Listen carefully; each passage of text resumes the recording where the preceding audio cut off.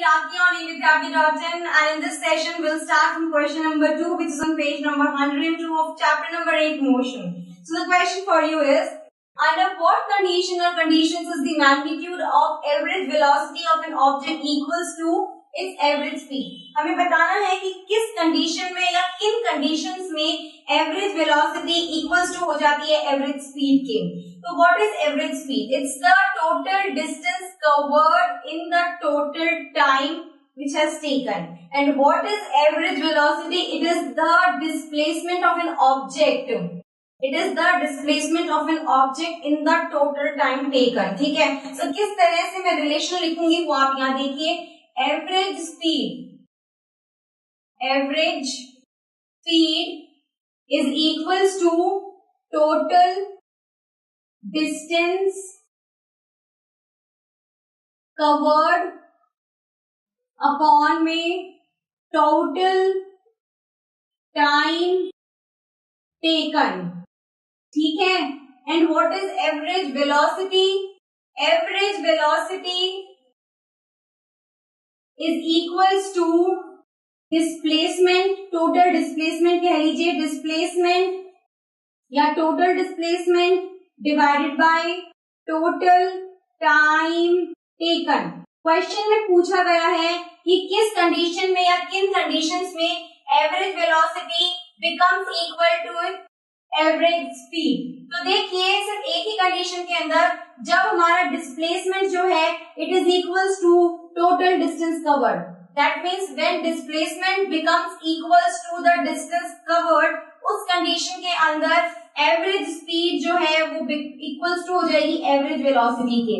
क्योंकि अगर ये दोनों चीजें इक्वल हो जाती हैं तो obviously average speed is equal to average velocity. आप समझ रहे हैं ना मैं क्या कहना चाह रही हूँ कि अगर इस टोटल डिस्टेंस कवर्ड, जो ये टोटल डिस्टेंस कवर्ड है वो डिस्प्लेसमेंट के इक्वल हो जाए तो यहाँ मैं क्या लिख सकती हूँ? टोटल डिस्टेंस भी लिख सकती हूँ. अगर डिस्प्लेसमेंट डिस्टेंस के इक्वल हो जाता है तो मैं यहाँ पर भी डिस्टेंस लिख सकती हूँ. तो अगर मैंने यहाँ पर भी डिस्टेंस लिख दिया और यहाँ पर भी डिस्टेंस लिखा हुआ है तो ऑब्वियसली एवरेज स्पीड जो है वो एवरेज वेलोसिटी के इक्वल हो जाएगी. सपोज कीजिए ये पॉइंट ए है और ये पॉइंट बी है. ए से बी तक हम जा रहे हैं तो ए से बी तक में जाने के लिए सपोज कीजिए एल डैश क्या है? डिस्टेंस है. तो डिस्प्लेसमेंट क्या होगा? डिस्प्लेसमेंट भी एल डैश होगा. देखिए डिस्प्लेसमेंट एल डैश क्यों हुआ है? क्योंकि जो पर्सन है, सपोज एक पर्सन है वो मूव कर रहा है स्ट्रेट लाइन में सिंगल डायरेक्शन में. आपको मैंने बताया था जो डिस्प्लेसमेंट होता है it is straight line distance. Displacement क्या होता है? Straight line distance. तो ए है यहाँ पर, ये बी है. ठीक है, ये ए पॉइंट है, ये बी पॉइंट है. एक पर्सन ए पॉइंट से चलना स्टार्ट करता है स्ट्रेट लाइन के अंदर और बी पॉइंट तक पहुंच जाता है. उसकी इसने सबसे पहले डिस्टेंस कितना कवर किया? उसने एल डैश. एंड डिस्प्लेसमेंट क्या हो गई उसकी? वो भी एल डैश है. ठीक है, वो स्ट्रेट लाइन में मूव कर रहा है और सिंगल डायरेक्शन में मूव कर रहा है. सपोज मैं यहाँ ए पॉइंट पे खड़ी हूँ, ठीक है, and I am moving towards B point. तो मैंने क्या किया? I am moving in a straight direction, I am moving in a straight line. मैं स्ट्रेट लाइन में मूव कर रही हूँ और मेरा सिंगल डायरेक्शन है, मेरा एक ही डायरेक्शन है कि मुझे इस तरफ ही जाना है. ठीक है, मैंने कोई यू टर्न नहीं लिया, कोई बैक रिवर्स गियर कुछ भी नहीं मारा, मैं सीधे ही गई हूँ. तो उस केस के अंदर, किस केस में? जब स्ट्रेट लाइन होगा, straight line and single direction. जब आप स्ट्रेट लाइन में मूव कर रहे हैं और आपकी डायरेक्शन सिंगल है, मतलब एक ही डायरेक्शन में मूव कर रहे हैं और स्ट्रेट लाइन में मूव कर रहे हैं, उस केस के अंदर जो आपका डिस्टेंस है एल डैश वो इक्वल्स टू हो जाएगा डिस्प्लेसमेंट के एल डैश के. डिस्प्लेसमेंट क्या होता है? It is the straight line shortest distance between the initial point and the final point. तो straight line भी है, shortest distance भी यही है between the initial and the final point. तो displacement L dash and distance covered तो आपको बता दिया, जितना चलोगे, जितना आप चल रहे हो वो आपका distance है तो वो भी L dash ही है. तो इस कंडीशन के अंदर when a person is moving in a straight line in single direction या when any object, कोई भी ऑब्जेक्ट अगर स्ट्रेट लाइन और सिंगल डायरेक्शन में मूव करेगा उस केस के अंदर डिस्टेंस कवर्ड जो होगा वो इक्वल्स टू हो जाएगा टोटल डिस्प्लेसमेंट के।